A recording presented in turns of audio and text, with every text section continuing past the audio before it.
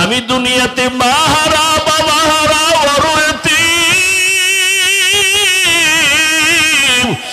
আমার আপনজনেরা পথে পথে দুশ্মনী করত, আমার রাস্তায় কাটা দিত, আমার আপন কেউ নাই।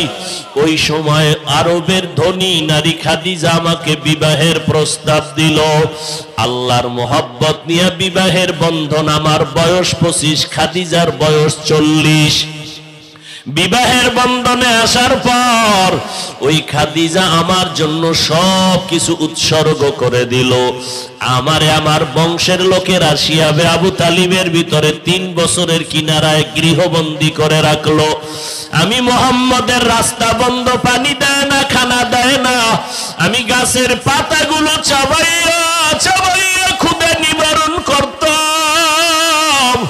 ওই সময় আরবের ধনী নারী খাদিজা, ওই খাদিজা আমি নবীর মোহাব্বতে ওই শিয়াবে আবু তালিবের মধ্যে হাজির হইয়া আমার মোহাব্বতে ওই খাদিজাও গাছের পাতা চিবাইয়া চিবাইয়া খাইত। এত কষ্ট করেছে খাদিজা। আমি দিনের দাওয়াত দিয়ে যখন ঘরে আসতাম, সালাম দিতাম, দেখতাম দরজা খোলা।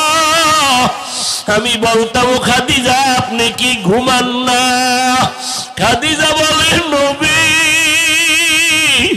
আমি জানি আপনার মাও নাই, বাবাও নাই, আপনি বড় ইতিম।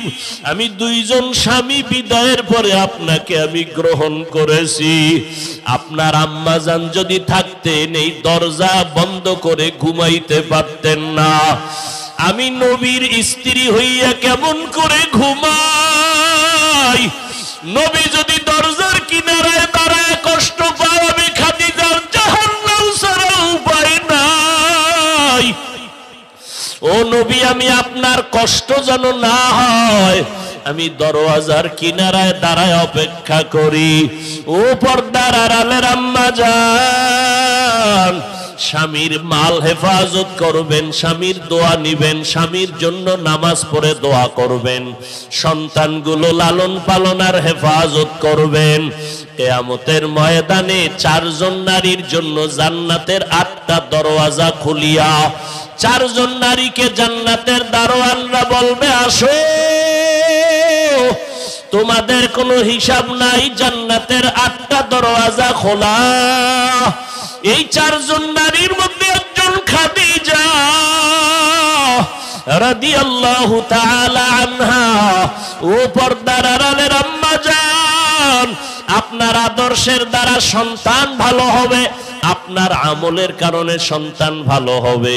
অতএব আজকে থেকেই তওবা করে নাও মা।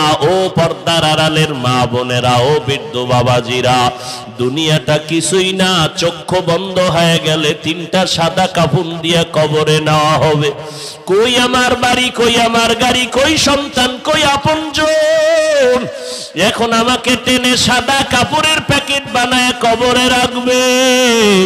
ওই কবরে আমার আর আপনজন কেউ যাবে না। ওই কবরে গেলে 3টা প্রশ্ন করবে, রবের পরিচয় দাও, ধর্মের পরিচয় দাও, রাহমাতুল লিল আলামিনের পরিচয় দাও।